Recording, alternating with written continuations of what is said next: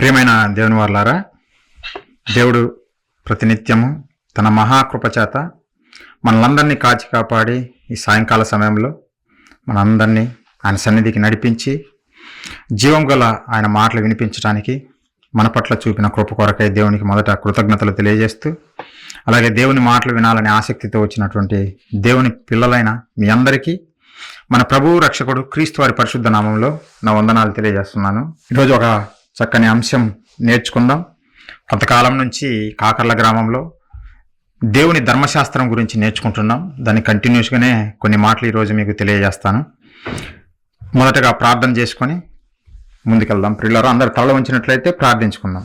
మహాపరిశుద్ధుడా, ప్రేమగల మా కన్న తండ్రి, మీ పరిశుద్ధమైన ఘనమైన శ్రేష్టమైన మీ నామానికి వందనాలు, స్తోత్రాలు తండ్రి. ప్రతి క్షణం మమ్మల్ని కాచి కాపాడుతూ మా బ్రతుకు దినంలో మరొక దినాన్ని ఇచ్చి తండ్రి, ఎందరో ఈ లోకాన్ని విడిచి వెళ్ళినను ఇప్పటికీ మమ్మల్ని సజీవ లెక్కల్లో నిలిపి మీ సన్నిధికి చేర్చి విలువైన మీ మాటలు మాకు నేర్పుతున్నందుకు కృతజ్ఞతలు తండ్రి.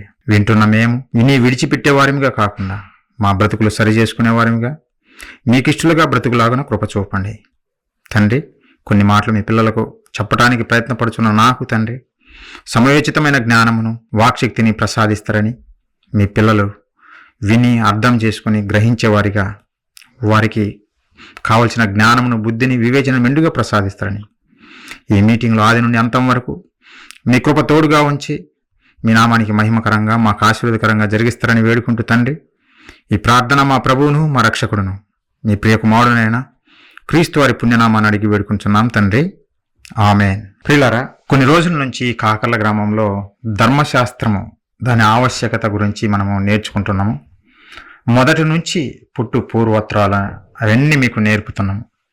అసలు ధర్మశాస్త్రం ఎందుకు రావాలి అనే విషయాలు కొన్ని క్లాసుల్లో మీకు నేర్పాము. ధర్మం అంటే ఏమిటి, ధర్మరాజు ఎవరు, ధర్మ విరోధి ఎవరు, ఇవన్నీ మీకు గత క్లాసుల్లో మీకు నేర్పాము ప్రియులారా. అయితే సృష్టికర్త అయిన దేవుడే ధర్మరాజు అని, ఆ సృష్టికర్త పెట్టిన చట్టమే ధర్మశాస్త్రము లేదంటే ధర్మము అని బైబిల్లో నుంచి కొన్ని మాటలు మీకు చూపించాను ఇంతకుముందు ప్రియులారా. ఈ సృష్టి మీద లేదంటే మానవుల మీద సర్వ హక్కులు సృష్టికర్తకే ఉన్నాయి తప్ప మరెవరికి లేవు ప్రియులారా. ఎందుకంటే ఆయనే మనల్ని అందరినీ సృష్టించాడు గనక.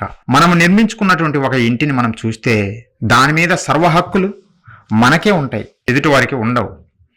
ఎందుకంటే మనము నిర్మించుకున్నాము గనక. అలాగే ప్రియులారా, సృష్టికర్త అయిన దేవునికే తాను చేసినటువంటి సృష్టి అంతటి మీద సర్వ హక్కులు ఉంటాయి. ఆయన చెప్పిందే రూల్స్, ఆయన ఏది చెబితే అదే చట్టం అవుతుంది తప్ప మరొకడు వచ్చి నేను చట్టం పెడతానంటే కుదరదు ప్రియులారా. అయితే ధర్మ విరోధి అంటే దేవుడు ఒకరోజు ఎన్నో కోట్ల మంది దేవదూతలు మనకు సేవ చేయడం కోసం ఆయన సృజించాడు. ఈ భూమి మీదికి వస్తున్న మానవాళికి సేవ చేయాలి, నా పిల్లలకు సేవ చేయాలి అనే ఉద్దేశంతో సేవకులుగా కోట్ల మంది దేవదూతలను దేవుడు చేశాడు ప్రియులారా. ఆ కోట్ల మంది దేవదూతలను చేసినప్పుడు తాను కలుగజేసినటువంటి సృష్టిని అంతటిని ఆయన పిల్లలైన మనకు లోపరిచాడు, మన పాదాల కింద పెట్టాడు. చివరకు ఆయన చేసినటువంటి పరలోకమును కూడా మనకే ఇవ్వాలనుకున్నాడు, మనమే వారసులుగా ఉండాలనుకున్నాడు. దేవదూతలకు లోపరచలేదు దేవుడు. కోట్ల మంది దేవదూతలుగా ఎంతో శక్తిమంతులుగా ఉన్నటువంటి దేవదూతలకు మనం ఈరోజు దేనికోసమైతే ఎదురు చూస్తున్నామో పరలోకమని, పరలోకం వెళ్ళాలి, ప్రభు వస్తాడు, మనం పరలోకం వెళ్ళాలి అని మనం ఎదురు చూస్తున్నాం కదా. ఆ గొప్ప పరలోకాన్ని దేవుడు అంత శక్తివంతమైనటువంటి దేవదూతలకు లోపరచలేదు. అందులో గబ్రియేలు ఉన్నారు, మికాయేలు ఉన్నారు, ఇంకా అనేక మంది కోట్ల మంది దేవదూతలు ఉన్నారు పిల్లరా. వారికి ఎవ్వరికి లోపరచలేదు. ఎందుకంటే మనము ఆయన పిల్లలము గనక, మనమే ఆయనకు వారసులము గనక మనకే పరలోకాన్ని లోపరచాలనుకున్నాడు దేవుడు. అయితే ఒక దేవదూతలో ప్రియులారా, పరలోకంలో నమ్మకంగా పనిచేస్తున్నటువంటి ఒక దేవదూతలో ఒక దుర్బుద్ధి కలిగింది. అదేమిటంటే కష్టపడి పనిచేసేది మనము, పరలోకము తన పిల్లలు అంటున్నాడు, నా పిల్లలకే ఇది వారసత్వంగా నేను ఇవ్వాలంటున్నాడు. మరి ఇంత గొప్ప పరలోకాన్ని మనకు కాకుండా తన పిల్లలకి ఇవ్వాలనుకుంటున్నాడు కనుక మనం ఏ విధంగానైనా సరే దీన్ని సంపాదించుకోవాలని ఒక దుర్బుద్ధి, ధర్మ విరోధమైనటువంటి ఆలోచన ఒక దేవదూతలో కలిగింది ప్రియులారా. ఇదంతా కథలు కాదు, ఏదో కథ చెబుతున్నాను అనుకోండి, ఇంత ముందు చెప్పాను, మీకు ఒకసారి రిమైండ్ చేస్తున్నా. అయితే ప్రియులారా, ఒక దేవదూత, పరలోకంలో ఉన్నటువంటి దేవదూత, దేవుని దగ్గర నమ్మకంగా యథార్థంగా పనిచేసినటువంటి ఒక దేవదూతకు దేవుడు చేసిన ఆలోచన నచ్చలేదు ప్రియులారా.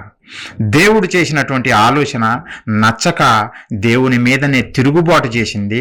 తన అధర్మాన్ని తనతో పాటు అనేక మంది దేవదూతలకు నేర్పింది. ఇదిగో చూడు, దేవుడు మనం కష్టపడుతుంటే తన పిల్లలంటూ వాళ్ళకు పరలోకం ఇవ్వాలంటున్నాడు. మరి మనం ఎలా, ఇంత అందమైన పరలోకము, ఇంత గొప్ప పరలోకము మనకు దక్కకపోతే ఎలా? కాబట్టి ఏ విధంగా అయినా సరే మనం దక్కించుకోవాలని తిరుగుబాటు చేసింది పరలోకంలో ఒకరోజు పిల్లారా. తన దూతలను, అనేక మందిని, దేవుడు చేసిన దూతలే, కానీ ఈ దురాలోచనలు లేదంటే ధర్మ విరోధమైన ఆలోచనలు ప్రతి ఒక్క దేవదూతకు ఎక్కించింది. అనేక మందిని తన వైపు నడిపించుకొని చివరికి దేవుని మీద తిరుగుబాటు చేసి దేవునితో యుద్ధం చేయటానికి బయలుదేరింది ప్రియులారా. దేవునితో యుద్ధం చేయటానికి బయలుదేరింది. అప్పుడు దేవుడు తన దగ్గర ఉన్నటువంటి మరొక నమ్మకమైన దేవదూతను మిఖాయేలును పంపించాడు. వెళ్ళి వాడి సంగతి ఏందో చూడు మిఖాయేలు అని చెప్పాడు ప్రియులారా. అప్పుడు పరలోకంలో యుద్ధం జరిగింది. ఎవరి కొరకు? మన కొరకు. భూమి మీద 6 అడుగులు ఉన్నటువంటి ఈ మనిషి కొరకు పరలోకంలోనే కోటాను కోట్ల దేవదూతల మధ్య, ఎంతో శక్తివంతమైనటువంటి పవర్స్ కలిగినటువంటి దేవదూతల మధ్య యుద్ధం జరిగింది. ఎందుకు? ఏ రకంగా అయినా సరే పరలోకం మేము సంపాదించుకోవాలని దేవదూతలు తిరుగుబాటు చేసే పిల్లారా. అయితే దేవునికి దగ్గర నమ్మకమైన ఉన్న దేవదూత మిఖాయేలు తన దూతలను ఏర్పాటు చేసుకొని అపవాది, ధర్మ విరోధి, సాతాను, బయల్జబూలు, ఆది ఘట సర్పము అని అనేక పేర్లతో పిలువబడుతున్నటువంటి ఈ అపవాదితో యుద్ధం చేయటానికి వెళ్ళింది పిల్లారా. జాగ్రత్తగా వినండి, ఎందుకంటే ఇది హిస్టరీ, మన హిస్టరీ, కథలు కాదు. అనగనగనగనగా ఒక రాజుకు 7 కుమారులు, ఇలాంటి కథలు చెప్పదు బైబిల్, వాస్తవాలు చెబుతుంది. ఈ ప్రపంచంలో ఏ పుస్తకాలలో లేవు ఈ చరిత్ర, బైబిల్లో మాత్రమే చెప్పబడిన మాట పిల్లారా. కాబట్టి కొంచెం ఏకాగ్రతతో వినండి. ఒకసారి మీ దగ్గర బైబిల్ ఉంటే చూడండి. యుద్ధం జరిగింది మన కొరకు. ప్రకటన గ్రంథము 12వ అధ్యాయము 7వ వచనం నుంచి నేను చదువుతున్నా. అంతటా పరలోకమందు యుద్ధము జరిగెను. మిఖాయేలును అతని దేవదూతలను ఆ ఘట సర్పముతో యుద్ధము చేయవలని ఉండగా, ఘట సర్పము వాడే సాతాను, వాడే అపవాది, వాడే బయల్జబూలు, వాడే దెయ్యము. అనేక పేర్లు ఉన్నాయి వీడికి, ఒకటి కాదు చాలా పేర్లున్నాయి. ఎప్పుడైనా మీరు బైబిల్లో ఈ పదాలు చూస్తే వాడే అపవాది అనే సంగతి మీరు గుర్తుపెట్టుకుని పిల్లారా. దేవునికి విరోధి అయిన వాడు ధర్మ విరోధి, వీడు ధర్మ విరోధి పిల్లారా. అయితే మిఖాయేలుతో యుద్ధం చేయడానికి వచ్చాడు వాడు. తన దూతలను పోగు చేసుకుని మిఖాయేలుతో యుద్ధం చేయడానికి వచ్చి ఆ ఘట సర్పమును దాని దూతలను యుద్ధం చేసిరి. పరలోకంలో యుద్ధము చేశారు, కానీ గెలవలేకపోయిరి. కనుక పరలోకమందు వారికి ఇక స్థలము లేకపోయాను. ఎందుకు? పరలోకం మాకు కావాలి అని స్వతంత్రించుకోవడం కోసం యుద్ధం చేశారు, కానీ ఓడిపోయారు. దేవుని ముందు ఎవరైనా జయించగలరా పిల్లలు? ఆలోచించండి.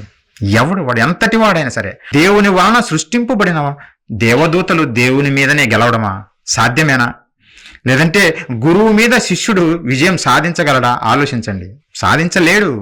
గురువుకు తెలిసిన టెక్నిక్స్ శిష్యుడికి తెలియవు. నిజంగా అపవాది ధర్మ విరోధిగా మారి దేవుని మీదనే తిరుగుబాటు చేసింది. చివరికి పరలోకంలో ఉన్న స్థానాన్ని కూడా పోగొట్టుకున్నది పిల్లారా. అంతకుముందు పరలోకంలో మంచిగా అధికారం కలిగి హ్యాపీగా ఉంది ఆ దూత. కానీ ఎప్పుడైతే తిరుగుబాటు చేసిందో, యుద్ధం చేసి వాడిని పరలోకంలో లేకుండా బయటికి గెంటి వేశాడు దేవుడు పిల్లారా. 9వ వచనం నుంచి చూస్తే, కాగా సర్వలోకమును మోసపుచ్చుచు అపవాదినియు సాతాననియు పేరుగల ఆది సర్పమైన మహాగణ సర్పము పడద్రోయబడెను. అది భూమి మీద పడద్రోయబడెను, దాని దూతలు దానితో కూడా పడద్రోయబడిరి. ఆది ఘట సర్పము, సాతాను, దెయ్యము, వాడు పరలోకంలో నుంచి భూమి మీదికి త్రోయబడ్డాడు. భూమి మీదికి ఎందుకు త్రోయబడ్డాడు? నిజంగా పరలోకంలో వాడితో యుద్ధం చేసి వాడిని ఓడించి భూమి మీద పడేశారు. భూమి మీద దేవుడు తన పిల్లలు రాబోతున్నారు కదా, నా పిల్లల పాదాల క్రింద ఈ అపవాదిని చితక త్రొక్కాలి అనుకున్నాడు దేవుడు. అందుకే భూమి మీద పడవేశాడు వాణ్ణి. నా పిల్లలు విజయం తీసుకురావాలి నా కొరకు అని దేవుడు ఎంతగానో ఆశపడి వాణ్ణి భూమి మీద పడవేశాడు ప్రియులారా. అలాగే 12వ వచనం, అప్పుడు వాడు ఎలా వచ్చాడో తెలిసిన, ఓడిపోయినటువంటి అపవాది ఎలాంటి స్వభావంతో భూమి మీదకి వచ్చాడంటే, దేవుడు చెబుతున్నాడు, మనకు జాగ్రత్తలు చెబుతున్నాడు ముందే. 12వ వచనం, అదే ప్రకటన గ్రంథము 12వ అధ్యాయము 12వ వచనం ప్రియులారా, అందుచేత పరలోక నివాసులారా ఉత్సహించుడి. ఎందుకు? వీడి దరిద్రం వెళ్ళిపోయింది. దరిద్రుడుగా ఉన్నటువంటి ఈ అపవాది వెళ్ళిపోయాడు, ఈ పరలోకంలో లేకుండా వెళ్ళిపోయాడు. ఎవరిని చెడపడు, ఎవరిని చెరపటానికి అవకాశం లేదు. వాని దరిద్రం మనకు పోయింది అని దేవుడు చెబుతున్నాడు. పరలోక నివాసులారా, దేవదూతలారా ఉత్సహించుడి అని చెబుతూ, భూమి సముద్రమా మీకు శ్రమ, భూమి మీకు శ్రమ, సముద్రమా మీకు శ్రమ. ఎందుకు? భూమి అంటే ఏదో నేలకు శ్రమని కాదు పిల్లరా. సముద్రం అంటే నీటికి శ్రమని కాదు. భూమి మీద కాపురం ఉంటున్న మానవాళికి శ్రమ అని తెలియజేస్తున్నాడు. తన పిల్లలైన మానవాళికి శ్రమ. ఎందుకు అంటే, అపవాది తనకు సమయము కొంచెమే అని తెలుసుకొని బహుక్రోధము గలవాడై మీ యొద్దకు దిగి వచ్చి ఉన్నాడని చెప్పాను. వాడు బహుక్రోధంతో ఉన్నాడు. ఎందుకు? ఆడ చితక తొక్కబడ్డాడు, పరలోకంలో ఓడిపోయాడు. ఓడిపోయిన అపవాది దేవుని పిల్లలు పరలోకం ఎలా వెళ్తారో నేను చూస్తాను అని కంకణము గట్టుకొని మన మీద విరోధ భావముతోటి, కోపంతోటి రగిలిపోతూ మనల్ని కూడా ప్రియులరా దేవుని మీద తిరుగుబాటు చేసేవారిగా మార్చాలని భూమి మీదకి గెంతులు వేసుకుంటూ వచ్చాడు పిల్లరా. భూమి మీదకి వాడు ఎందుకు వచ్చాడో తెలుసునా? మనల్ని కూడా తన అధర్మాన్ని పాటించేవారిగా చెయ్యాలని, తన అధర్మాన్ని నేర్పి దేవుని మీద తిరుగుబాటు చేసేవారిగా చెయ్యాలని అపవాది భూమి మీదకి వచ్చాడు పిల్లరా. ఈ సంగతి ఎంతమందికి తెలుసు? వాడు బహుక్రోధముతో వచ్చాడు. వాడి క్రోధంలో ప్రతి ఒక్కరు చితికిపోతున్నారు. వాస్తవానికి ప్రపంచాన్ని చూస్తుంటేనే అర్థమైపోతుంది. వాడి చేతిలో పడని వాడంటూ ఎవడు లేడు.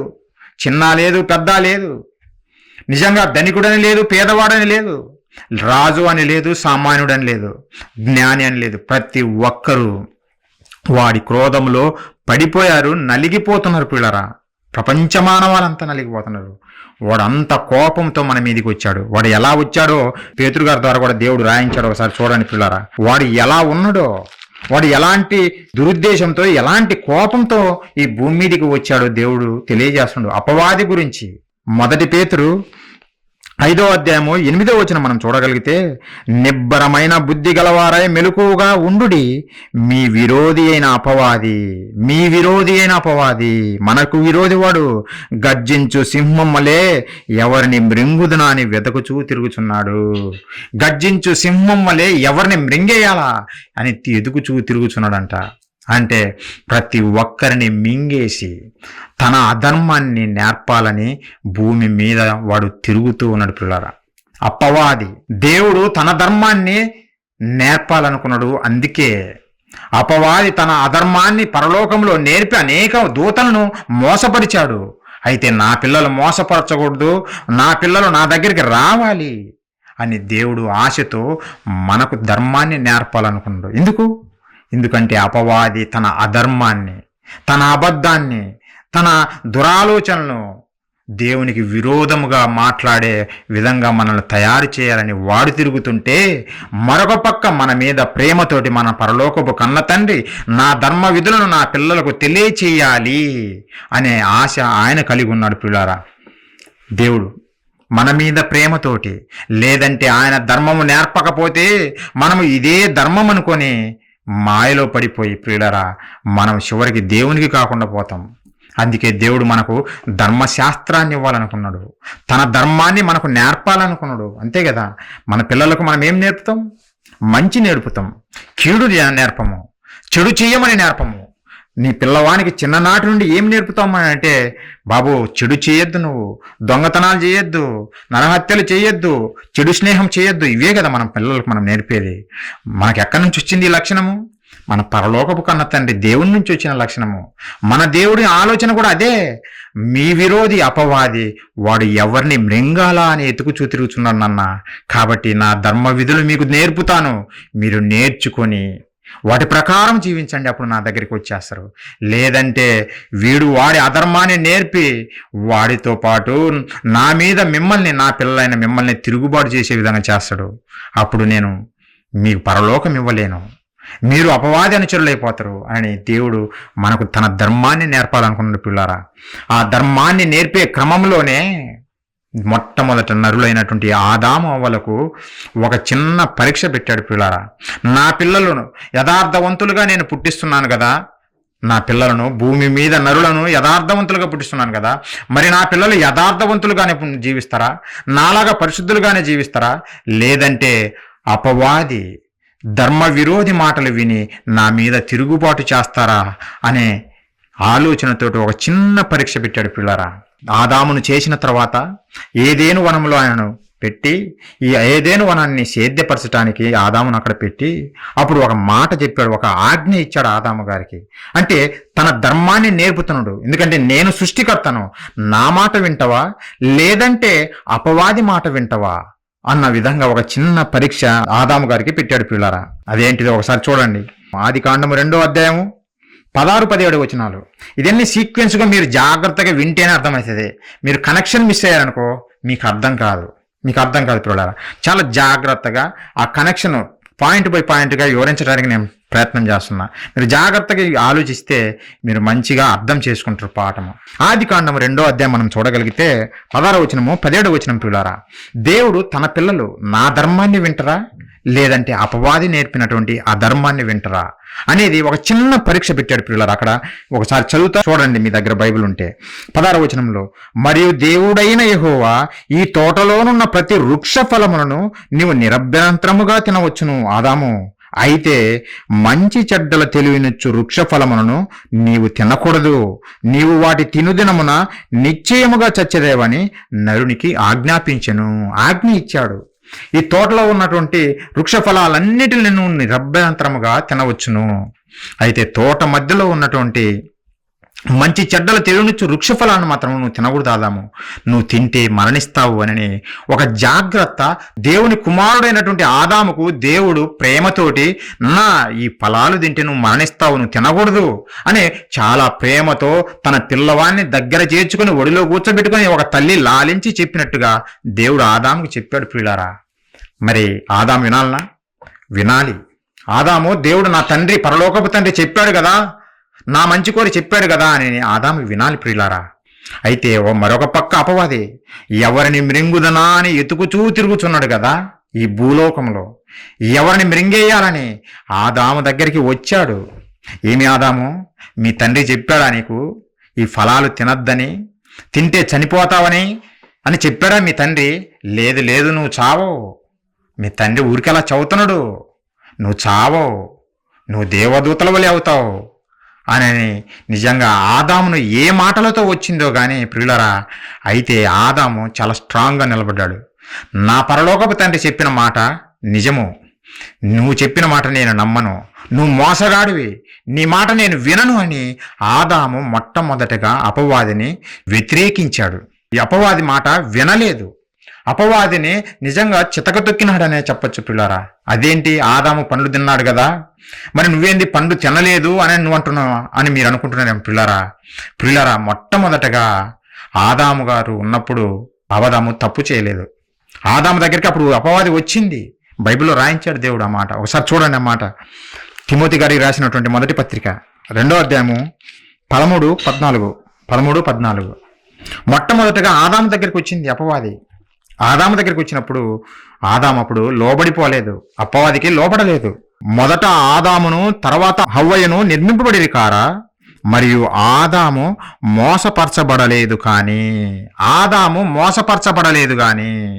మోసపరచబడలేదా అంటే ట్రై చేసింది అపవాది, అపవాది ఆదామును మోసం చెయ్యాలని ఆదాము దగ్గరికి వచ్చింది, కానీ ఆదాము పడిపోలేదు, ఎదిరించాడు. ఎందుకంటే దేవుని యందు భయభక్తులు కలిగి ఉన్నాడు. అప్పుడు దేవుని మాటలు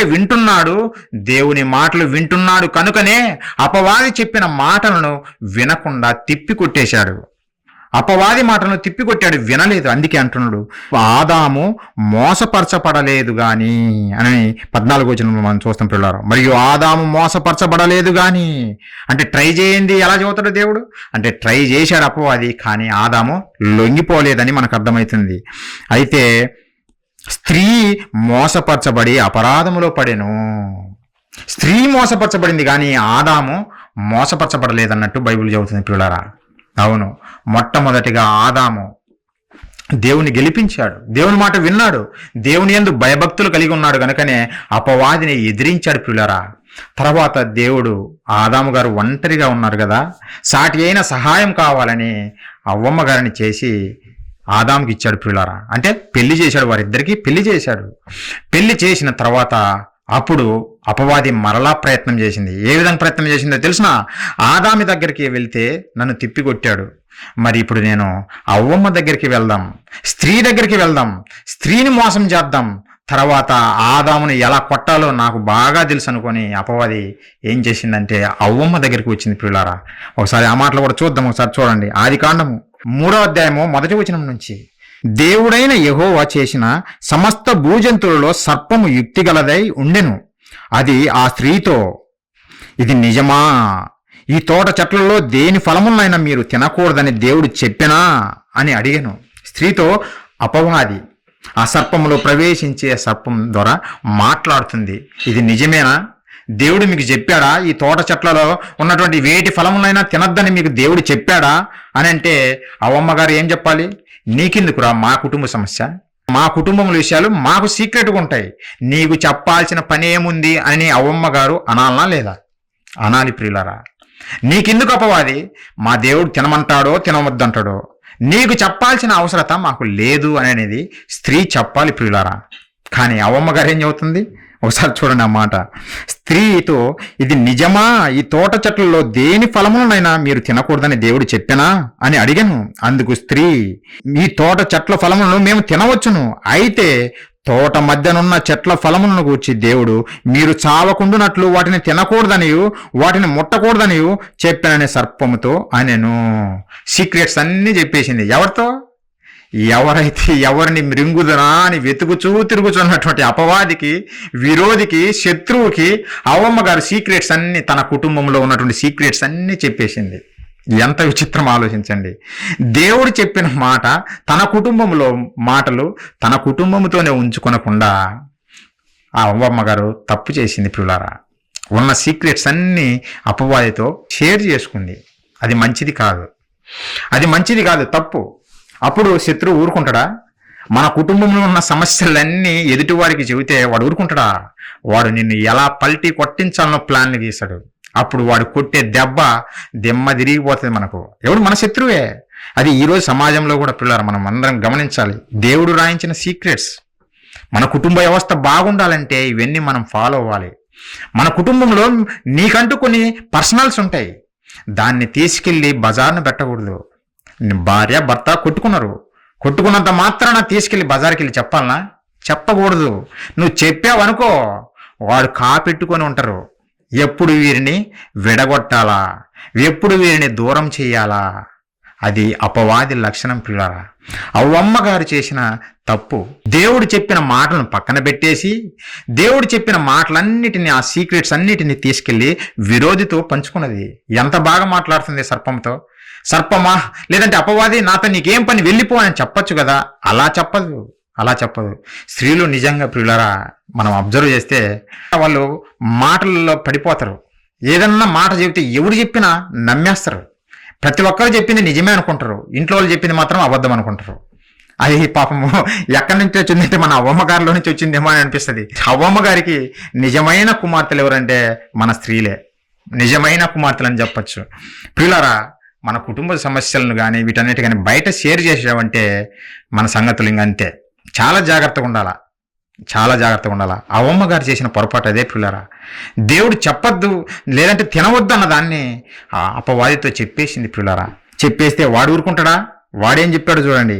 అబద్ధానికి జనకుడు కదా, వాడు ఏ విధంగా కల్పించి చెబుతున్నాడో చూడండి పిల్లరా. ఆదికాండము 3వ అధ్యాయం మనం చూడగలిగితే 3వ వచనం నుంచి, అయితే తోట మధ్యనున్న చెట్ల ఫలములను గూర్చి దేవుడు మీరు చావకుండునట్లు వాటిని తినకూడదనియు వాటిని ముట్టకూడదనియు చెప్పినని సర్పముతో అనెను. అందుకు సర్పము, మీరు చావనే చావరు. వీడెవడు చెప్పటానికి? మీరు చావనే చావరు. దేవుడు క్లియర్గా చెప్పాడు, మీరు ఎప్పుడైతే తింటారో ఆదాము మీరు చస్తారు అని చెప్పాడు దేవుడు. సృష్టికర్త ధర్మరాజు చెప్పాడు. మరి ఈ అపవాదేంది వీడు ఇలా చదువుతున్నాడు? అందుకే వీడిని అబద్ధికుడు అని అన్నాడు దేవుడు. అబద్ధానికి జనకుడు అని దేవుడు అందుకే అన్నాడు. వీడెవడు చెప్పడానికి నువ్వు చావు అని? అంటే నువ్వు చెప్పిన సీక్రెట్స్ను ఆధారంగా చేసుకుని ఒక అబద్ధాలు చెప్పి తన బుట్టలో వేసుకున్నది అవ్వమ్మను ప్రియులారా. అప్పుడు చూడండి, అందుకు సర్పము, మీరు చావనే చావరు.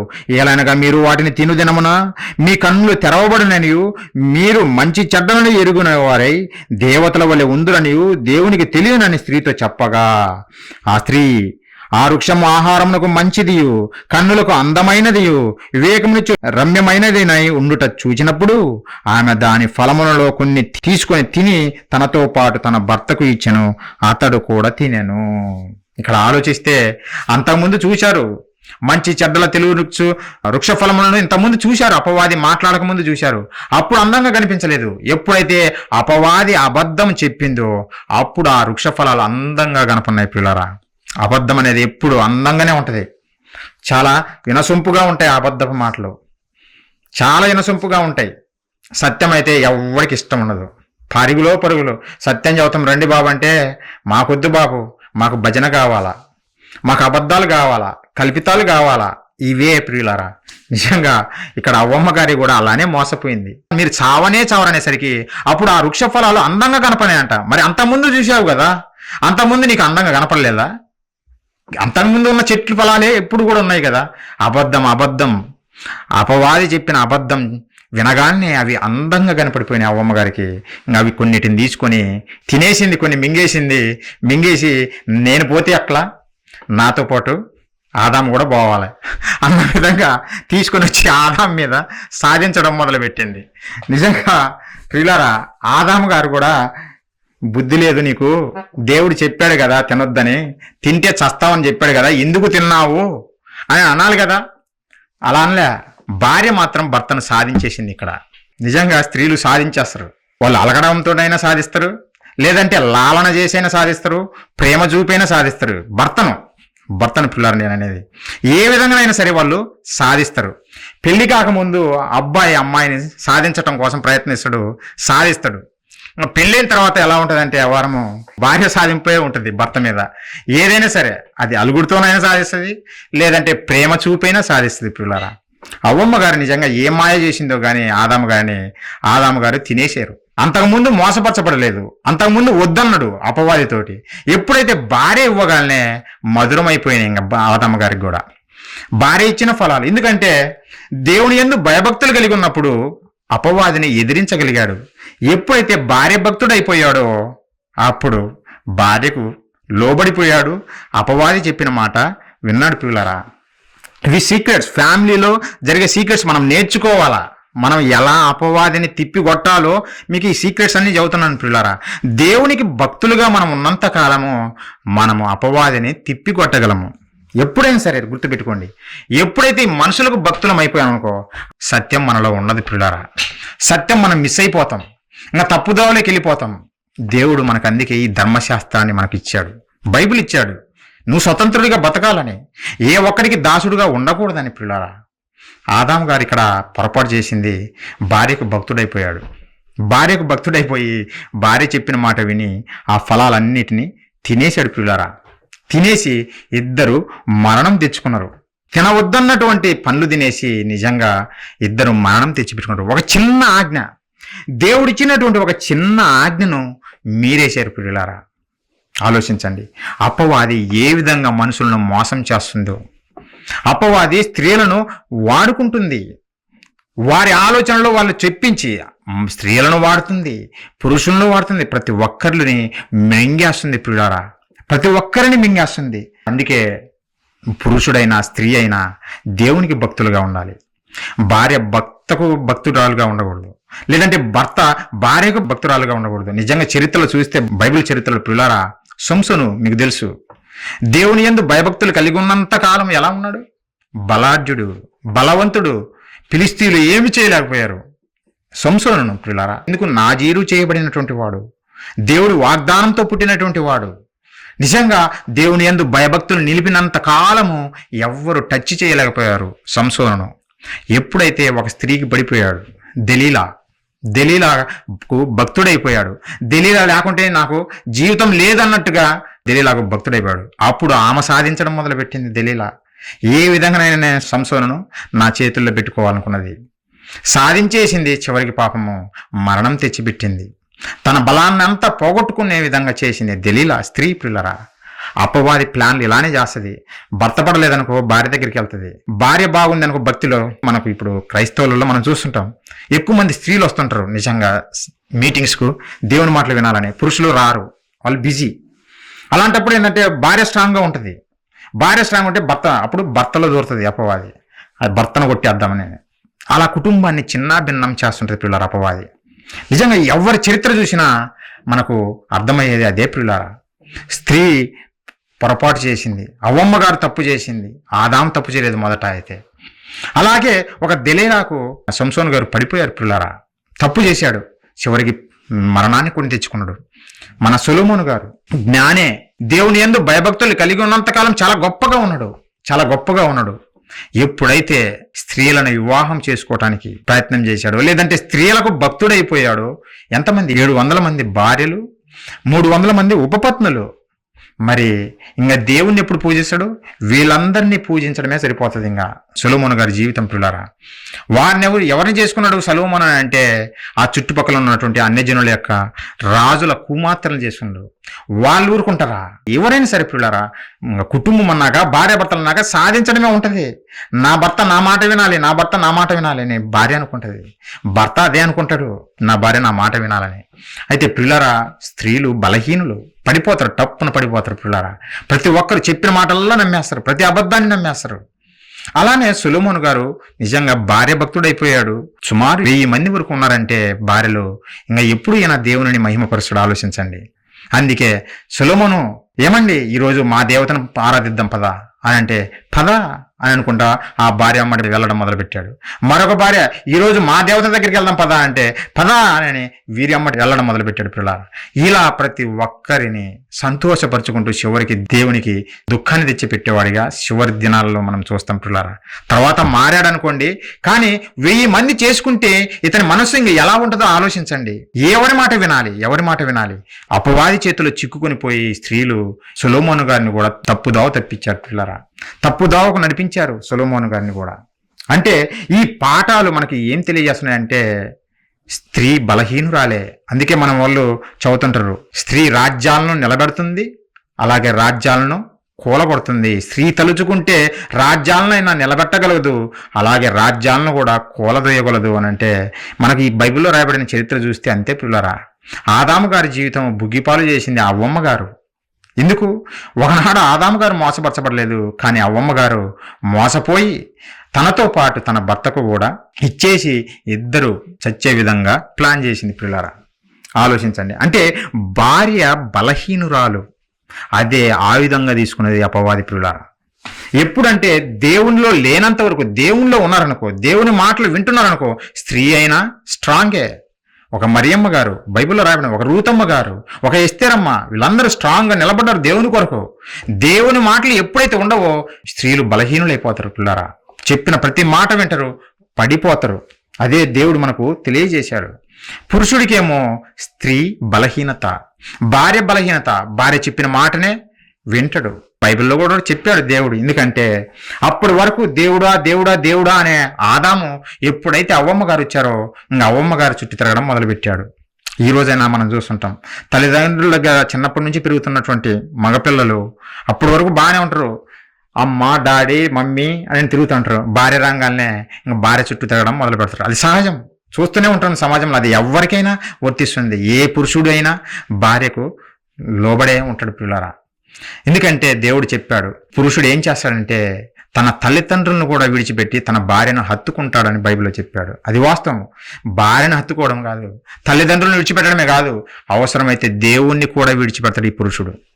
ఆనాడు ఆదాము ఎలా చేశాడో, భార్య కొరకు దేవుణ్ణి విడిచిపెట్టి ఎలా తినవద్దన్న పనులు తిన్నాడో, ఈరోజు మనిషి కూడా అదే ప్రియులారా. భార్య చెబితే దేవునైనా విడిచిపెట్టడానికి వెనుకాడు పురుషుడు. అందుకే పురుషులందరూ నిజంగా నిజమైన కుమారులు ఆదాముకు అని చెప్పచ్చు. అవ్వమ్మ గారికి నిజమైన కుమార్తెలు స్త్రీలైతే, ఆదాము గారికి భార్య భక్తులకు పురుషులకు ఆదర్శ పురుషుడు మన ఆదాము గారి ప్రియులారా. ఇవన్నీ ఎందుకు చెబుతానంటే, కుటుంబంలో నిజంగా ఎలాంటి చిచ్చులు వస్తాయి అపవాది వలన అనేది మీరు మెలకువగలిగి బ్రతుకుతారని విషయాలు, సీక్రెట్స్, బైబిల్లో రాయబడినటువంటి సీక్రెట్స్ మీకు తెలియజేస్తున్నాం. దేవుడిచ్చినటువంటి ఒకే ఒక ఆజ్ఞ ప్రియులారా, ఒకే ఒక ఆజ్ఞ, పండ్లు తినద్దన్నాడు. కానీ పండ్లు తినేసి తప్పు చేశారు, దేవుని విడిచిపెట్టేశారు. దేవుని విడిచిపెట్టేసి మరణాన్ని కొని తెచ్చిపెట్టుకున్నారు పిల్లారా. అందుకే దేవుడు స్త్రీ గురించి చెబుతూ, భార్యను గురించి చెబుతూ మనకు పురుషులకి, భర్తలకు ఒక విషయం తెలియజేశాడు. ఎందుకంటే మీరు భయభక్తులు కలిగి జాగ్రత్తగా ఉండాలంటే నాయన, స్త్రీలతోటి చాలా జాగ్రత్తగా ఉండండి. మీ భార్యలు బలహీనులు, వాళ్ళు బలహీనమైన ఘటాలు, జ్ఞానం చొప్పున వారితో మీరు కాపురం చేయండి అని దేవుడు పురుషులకు చెప్పాడు. ఒకసారి ఆ మాట చూడండి పిల్లారా. పేతురు గారు రాసినటువంటి మొదటి పత్రిక 3వ అధ్యాయము 7వ వచనం మనం చూడగలిగితే, అటువలనే పురుషులారా, జీవమను కృపావరములో మీ భార్యలు మీతో పాలివారై ఉన్నారని ఎరిగి, ఎక్కువ బలహీనమైన ఘటమని భార్యను సన్మానించి, మీ ప్రార్థనలకు ఆటంకము అభ్యంతరము కలగకుండానట్లు జ్ఞానము చొప్పున వారితో కాపురము చేయుడి. స్త్రీల గురించి చెబుతున్నాడు, భర్తలకు జాగ్రత్త నేర్పుతున్నాడు. స్త్రీలు మిక్కిలి బలహీనమైన ఘటములలో, అందుకే వారిని సన్మానించండి అంటున్నాడు, కానీ విడిచిపెట్టండి అని చెప్పటం లేదు దేవుడు. వారు బలహీనమైన ఘటాలే, మీరు విడిచిపెట్టండి అని దేవుడు చెప్పటం లేదు. వారిని సన్మానించండి. బలహీనులైనా సరే భర్తలారా, మీ భార్యలను సన్మానించండి. సన్మానించి వారిని గౌరవంతో, లేదంటే జ్ఞానం చొప్పున వారితో కాపురం చేయండి. కాపురాలు కూలగొట్టుకోవద్దు, జ్ఞానం చొప్పున వారితో కాపురం చేయండి అని దేవుడు చెబుతున్న పిల్లారా. నిజంగా భార్య బలహీనమైనదే, ఎవరు చెప్పినా నమ్మేస్తుంటది పిల్లారా. అలాగే భర్త మీద కూడా అలుగుతూ ఉంటది. ఎందుకు అలుగుతుందో అర్థం కాదు, ఎందుకు ఏడుస్తుందో అర్థం కాదు, బలహీనురాలని అనిపిస్తుంటే అలాంటప్పుడు చూసినప్పుడు. అలిగినప్పుడు ఇంకా నువ్వు ఏమి చేయలేవు. ఒకవేళ నువ్వు కోపగించుకొని కొట్టావనుకో, అది ఇంకా పెద్దదైపోతుంది, కానీ సమస్య ముగిసిపోదు. భార్య అలిగినా కోపగించుకున్నా, అందుకే దేవుడు ఒక సూత్రం చెప్పాడు పురుషులకు. ఇది మనం అందరం గ్రహించాలి. ఎవరమైనా సరే జ్ఞానం చొప్పున వారితో కాపురం చేయాలి. వారు అలిగారు కదా అని వారిని కొట్టడం కాదు, వారు కోపగించుకుంటున్నారు కదా అని వారిని కొట్టడం కాదు పిల్లరా. అలిగినప్పుడు చాలా మొండిగా ఉంటారు వాళ్ళు. అప్పుడు నువ్వు కొంచెం చాలా జాగ్రత్తగా ఓపికతో ఉన్నావు అనుకో, నువ్వు సేఫ్. అలా కాకుండా నువ్వు అలిగితో అన్నం తినవా, నన్ను ఇబ్బంది పెడతావా అని మనం కొట్టామనుకో, అది చాలా ప్రమాదము. చివరికి కుటుంబాన్ని నాశనం చేసుకుంటాం పిల్లారా. అలా వద్దు, జ్ఞానం ప్రదర్శించాలి. అప్పుడు పురుషులు ఏమి చేయాలి? అలిగినప్పుడు దగ్గర తీసుకో, ఓపికతో సహించు. భార్యను సహించాలి. నీ భార్య కదా, నీకు సాటినే సహకారిగా దేవుడు ఇచ్చాడు కదా, సహించామని చెప్పాడు పిల్లారా. సహించాలి. అప్పుడు భార్యను సహిస్తే తర్వాత వాళ్ళు చూపే ప్రేమ చాలా గొప్పది పిల్లారా. నిజంగా అలిగినప్పుడు మాత్రమే వాళ్ళు చాలా కఠినంగా ఉంటారు, కానీ తర్వాత వారు చూడండి, ఉదయాన్నే లేచిపోతుంది. మరలా వంట రూమ్లోకి నువ్వు లేపాల్సిన పని లేదు, మనం లేపాల్సిన పని లేదు, పరుగులు తీస్తుంది. వంట రూమ్లోకి వెళ్ళి టక అన్ని వంటలన్నీ చేసి పెడుతుంది. మా భర్తకి ఏమి చేయాలి, పిల్లలకి ఏమి చేయాలి, ఏమండి ఈరోజు లంచ్కి ఏం చేయాలండి అని అంటది. మరి నిన్న అలిగావు మాట్లాడలేదు అని అంటే అది నిన్ననే, కానీ నెక్స్ట్ డే కల్లా మారిపోతుంది, సీన్ అంతా మారిపోతుంది నువ్వు ఓపికతో ఉంటే. అలా కాకుండా నువ్వు జ్ఞానంతో కాకుండా నువ్వు దెబ్బలు కొట్టావనుకో, ఇంకా అది 10 రోజులకు పెరుగుతుంది, చివరికి విడాకుల దగ్గరికి కూడా వెళ్తుంది. ఈరోజు సమాజం అదే, అన్యజనులకు ఈ సూత్రాలు తెలియక, దేవుడు చెప్పిన మాటలు అర్థం కాక భార్యల మీద నిజంగా శాడిస్టులుగా తయారీ ఎంతో మందిని కొడుతున్నారు, హింసిస్తున్నారు, చివరికి విడాకుల దగ్గరికి వెళ్తున్నారు. అలా ఉండకూడదు క్రైస్తవులారా. క్రైస్తవులకు ఎలా ఉండాలో తెలిసిన వారు బలహీనమైన ఘటాలని దేవుడు ముందుగానే చెప్పాడు. అందుకే అవ్వమ్మ గారు మోసపరచబడింది పాపము. తెలియక ప్రతిదీ నమ్మేస్తారు. అలాగని ఆ బంధాన్ని తెంచుకోకూడదు. మనము ఓపికతో ఉండాలి. ఓపికతో ఉంటే నెక్స్ట్ డే నీ భార్య చూపించే ప్రేమ అంతా ఇంత కాదు, చాలా గొప్పది. ఎవరు చూపించలేరు. ఏమండి ఏమి కావాలి, ఇది తినండి అని నువ్వు వద్దన్నా ఏదో తెచ్చి పెడుతుంటది. నీకు మంచిగా వండి పెట్టాలనుకుంటుంది. తర్వాత నువ్వు ఆఫీస్కి వెళ్ళిన తర్వాత మరలా ఇల్లు ఊడవాలి, బట్టలు ఉతకాలి, అలా కుప్ప పెట్టి పెట్టదు. నువ్వు వచ్చేసరికి మొత్తం నీట్గా సెట్ చేసి పెడుతుంది పిల్లరా. నిజంగా ఒక్కోసారి ఆలోచించినప్పుడు భర్తలకైనా హాలిడేస్ దొరుకుతాయి, కానీ స్త్రీలకు హాలిడేస్ ఎప్పుడు దొరకవు. దసరా హాలిడేస్ ఉండవు, సంక్రాంతి హాలిడేస్ ఉండవు, సమ్మర్ హాలిడేస్ ఉండవు, ఏవి ఉండవు. ఎందుకంటే ప్రతిరోజు ఉంటుంది వంట కార్యక్రమం, ప్రతిరోజు ఉంటుంది బట్టలు ఉతికే కార్యక్రమం, ప్రతిరోజు ఉంటుంది ఇల్లు ఊడ్చే కార్యక్రమం. భర్త ఆఫీస్ ఒక్కటే భర్త చేసేది. నిజంగా హ్యాట్సప్. స్త్రీలకు మాత్రము చాలా ఓపిక, వాళ్ళకు హ్యాట్సప్ అనే చెప్పాలి. అందుకే దేవుడు చాలా గొప్పగా చెప్పాడు, పిల్లారా మీరు జ్ఞానం చొప్పున వారితో కాపురం చేయండి. స్త్రీలతో వాళ్ళు అలిగారని లేదంటే బాధపడ్డారని వారి మీద కోపగించుకొని నిజంగా కుటుంబాన్ని నాశనం చేసుకోవద్దు. జ్ఞానం చొప్పున జ్ఞానం ప్రదర్శించాలి నువ్వు. అప్పుడు తర్వాత ఆమె చేసే సేవ మామూలుది కాదు, వెలకట్టలేనిది. తన కుటుంబాన్ని చాలా గొప్పగా కాపాడుకుంటుంది, తన కుటుంబం కోసం చాలా గొప్పగా కష్టపడుతుంది స్త్రీ. పిల్లరా స్త్రీ గురించి నేను చెప్పేది. అందుకే క్రైస్తవ కుటుంబాలు బాగుంటాయి. క్రీస్తునందు ఉన్నవారే తన భార్యను ప్రేమిస్తారు, అలాగే భార్య కూడా ప్రేమిస్తుంది. చిన్న చిన్న సమస్యలున్నా సర్దుకొని ముందుకు వెళ్తారు. అందుకే క్రీస్తు ప్రతి ఒక్కరికి అవసరం. పిల్లరా బైబిల్లోనే రాయబడిన ఈ సీక్రెట్స్ అన్ని యవ్వనస్తులు పెళ్లి చేసుకునేవారు ఇవన్నీ ఆలోచించాలి, ఇవన్నీ తెలుసుకోవాలి. మీరు కూడా ఎవరైనా ఉంటే పిల్లారా, స్త్రీ అయినా సరే, స్త్రీ అమ్మాయి పెళ్లి కాక ముందు ఉన్నప్పుడు అబ్బాయి నన్ను ప్రేమించాడు, నన్ను పెళ్లి చేసుకుంటానన్నాడు, అందుకే నేను చట్టాపట్టాలు వేసుకొని తిరిగాను అని తల్లికి వచ్చి చెప్పకూడదు. ఎందుకంటే అపవాది మోసం చేస్తాడు. యవ్వన స్త్రీలకు నేను చదువుతున్న సూత్రం పిల్లారా, దేవుడు చదువుతున్న సూత్రము. వారి మాయ మాటలు నువ్వు పడిపోవద్దు. వాడు మోసం చేసి వాడుకొని వదిలేస్తాడు. ఈరోజు లోకంలో జరిగేది అదే. పెళ్లి చేసుకుంటాడు అనుకున్నాము, కానీ పెళ్లి చేసుకోలేదు, విడిచిపెట్టేశాడు. మన జీవితం అర్ధాంతరంగా ముగిసిపోతుంది. పిల్లలు అలా ఉండకూడదు. దేవుడు సూత్రం చెప్పాడు ముందే. వాడు మోసం చేస్తాడు గనక మనం చాలా జాగ్రత్తగా ఉండాలి. అపవాది ఇవన్నీ మోసం చేసే క్రియలన్నీ అపవాది. పిల్లరా ఎందుకు ఈ విషయాలన్నీ చదువుతున్నానంటే, ఆది దంపతులను ఎలా పడగొట్టిందో అపవాది, తన అధర్మాన్ని నేర్పి నిజంగా ఆది దంపతులను కొలాప్స్ చేసిన. పిల్లరా మరణము లేకుండా సృష్టింపబడినటువంటి ఆదాము అవ్వలకు మరణం తెచ్చిపెట్టింది అపవాది, తన అధర్మాన్ని నేర్పి. పిల్లరా దేవుని ప్రియులైన పిల్లలకు అధర్మాన్ని నేర్పుతుంది అపవాది. నిజంగా అందుకే దేవుడు నా ధర్మశాస్త్రాన్ని నా పిల్లలకు నేర్పాలనుకున్నాడు. పిల్లారా నా ధర్మశాస్త్రాన్ని నా పిల్లలకు నేర్పాలనుకున్నాడు. ఇంకా తర్వాత నిజంగా మనం చూస్తే పిల్లారా, దేవుడు ధర్మశాస్త్రము అంటే దేవుడు ఆజ్ఞ ఇచ్చినట్టు మనం చూడము. ఆదామవ్వలకు ఈ తోటలో ఉన్నటువంటి వృక్షఫలమును తినవద్దని అది ఒక్కటి చెప్పాడు. వారు తిన్నారు, తోటలో నుంచి బయటికి ఎల్లగొట్టిన తర్వాత ఇంకా వారికి ఏ ఆజ్ఞలు ఇచ్చాడు? ఏ ఆజ్ఞలు లేవు. ఇంకా తోట చెట్లలో ఉన్నటువంటి వృక్షఫలాన్ని తినొద్దన్నాడే కానీ బయట తినొద్దని చెప్పలేదు కదా. అప్పుడు ఏ ఆజ్ఞలు లేవు ప్రియులారా. ఎందుకంటే పసిపిల్లలు లాంటి వారు. పసిపిల్లలకు ఇంకా ఎన్ని రూల్స్ పెడతాం, ఎన్ని రూల్స్ పెట్టి వాళ్ళని ఇబ్బంది పెడతాం. దేవుని ప్రేమ ఎంత ఉన్నతమైనదో ఆలోచించండి. తన పిల్లలైనటువంటి ఆదామవ్వలకు ఇంకా అప్పుడు ఏ ఆజ్ఞలు ఇవ్వలేదు పిల్లరా. నిజంగా ధర్మశాస్త్ర ప్రకారం మనం కాలాన్ని విడగొడితే ఆదాము నుండి మోషే గారి కాలం వరకు అది పితరుల కాలముగా పిలువబడింది.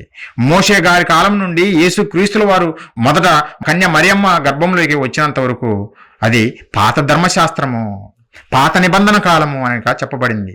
అలాగే యేసుక్రీస్తుల వారి కాలం నుంచి ఇప్పటి వరకు మరలా రెండో రాకడ వరకు ఉండే కాలము క్రొత్త నిబంధన కాలము. ఈ కాలాలు బైబిల్ బోధించేవారు నేర్చుకోవాలా, తెలుసుకోవాలా.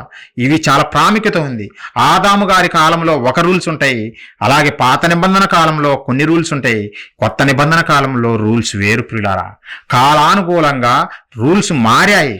నేను పాత నిబంధన కాలంలో నేను ఇప్పుడు పాటిస్తానంటే కుదరదు. ఈరోజు క్రైస్తవులు చేస్తున్న పొరపాటు ఇక్కడే పిల్లరా.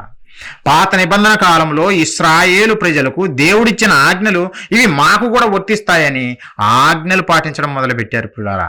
అది తప్పు, అది కాదు. అందుకే బైబిల్ మనం చాలా జాగ్రత్తగా చదవాలి, నేర్చుకోవాలి.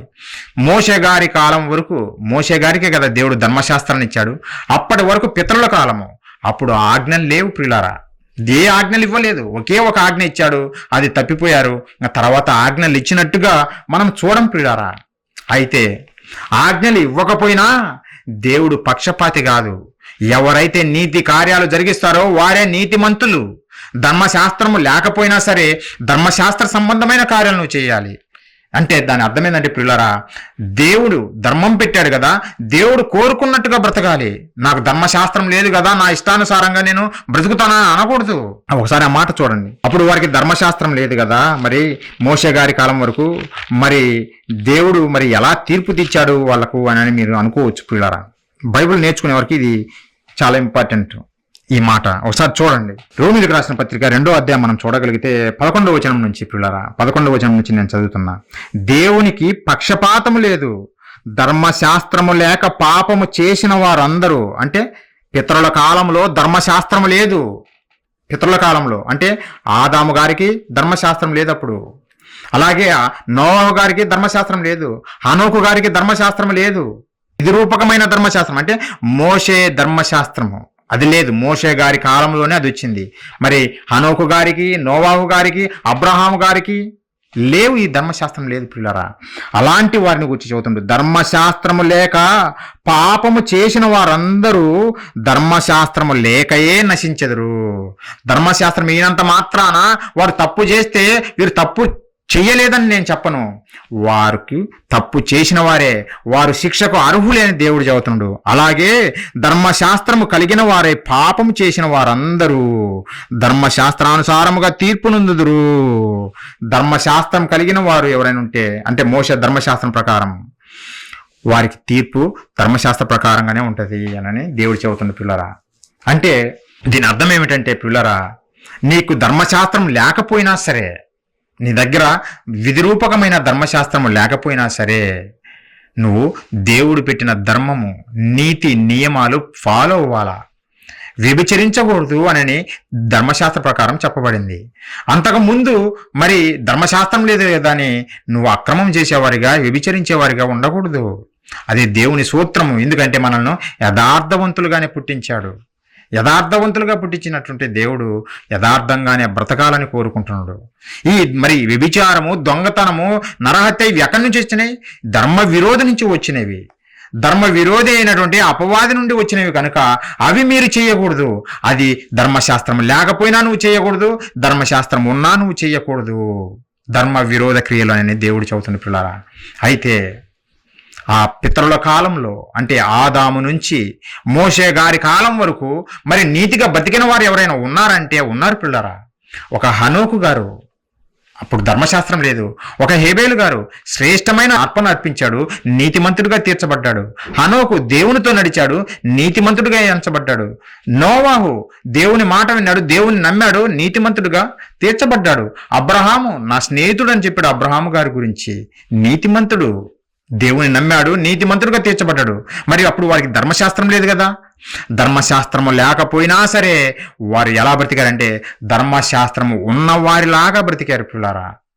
అంటే చెడు మాత్రము వారు చెయ్యలేదు, చెడు కార్యాలు వారు చెయ్యలేదు, నీతిగానే బ్రతికారు. వీరు నీతిగా బ్రతికినా కానీ అనేక మంది సమాజం మాత్రము దుష్టులుగానే, దుర్మార్గులుగానే మారిపోయారు పిల్లారా. ధర్మశాస్త్రము లేకపోయినా అపవాది, ధర్మ విరోధి వాడు తన క్రియలను ఆ సమాజానికి నేర్పితే మనుషులందరూ తప్పిపోయారు పిల్లారా. నోవహు గారి కాలంలోకి వచ్చేసరికి దేవుడు చెబుతుండు, ఈ తరములో నీవే నాకు నీతిమంతుడిగా కనపడుతున్నావు. మరి మిగతా వాళ్ళందరూ ఎంతో కోట్ల మందికి వచ్చారు కదా నోవహు నీ కాలంలో, మిగతా వాళ్ళందరూ అంటే లేదు, వారు నీతిమంతుడు కాదు, ధర్మ విరోధమైన క్రియలు వాళ్ళు చేస్తున్నారు అని నేను చెప్పాడు పిల్లరా. ఒకసారి చూడండి ఆ మాట. నోవహు గారు నీతిమంతుడే, మరి మిగతా వారు ఎలా ఉన్నారని అంటే దేవుడు చెబుతున్నాడు. ఆదికాండం 6వ అధ్యాయం మనం చూస్తే 5వ వచనము, నరుల చెడుతనము భూమి మీద గొప్పదనియు, వారి హృదయం యొక్క తలంపులలోని ఊహంతా ఎల్లప్పుడూ కేవలం చెడ్డదనియు యెహోవా చూసి. నరుల చెడుతనము భూమి మీద గొప్పది. మరి నీతిగా బ్రతకాలి కదా, యథార్థవంతులుగా బ్రతకాలి కదా. యథార్థవంతులుగా బ్రతకవలసిన నరులు కీడు చేసే విషయంలో ఎందుకు గొప్పవారైపోయారు? చెడుతనంలో ఎందుకు గొప్పవారైపోయారు? అపవాది నేర్పింది తన ధర్మ విరోధమైన కార్యాలు ఈ మానవాళికి నేర్పింది. మరి ఇంతకు ఏమి చేశారు వారు? నోవహు గారి కాలంలో ఆ జనులు చేసినటువంటి పాపం ఏమిటి? నరుల చెడుతనం గొప్పదే అన్నాడు కదా. మరి ఇంతగా ఏమి చేశారు నోవహు గారి జలప్రలయం అప్పుడు జనులు ఏమి చేశారని మనం చూస్తే లూకాసు వార్తలో దేవుడు చెప్పాడు పిల్లారా. వారు ఎలాంటి వారో దేవుడు చెప్పాడు. లూకాసు వార్త పిల్లారా 17వ అధ్యాయము 26 నుంచి చదువుదాం. నోవాహు దినములలో జరిగినట్టు మనుష్య కుమారుని దినములలోనూ జరుగును. యేసుక్రీస్తుల వారు చెబుతున్నారు. నేను వచ్చే టయానికి మనుషులు ఎలా ఉంటారంటే, ఒకనాడు నోవాహు గారి జలప్రలయం కాలంలో జనులు ఎలాగా చెడిపోయి ఉన్నారో అలాగే నేను వచ్చేటానికి జనులు ఉంటారు అని చెబుతూ నోవాహు ఓడలోనికి వెళ్ళిన దినము వరకు జనులు తినుచు త్రాగుచు పెళ్ళాడుచు పెళ్లికీయబడుచు నుండిరి. ఏం చేస్తున్నారు వీళ్ళు? తింటూ తాగుతున్నారంట.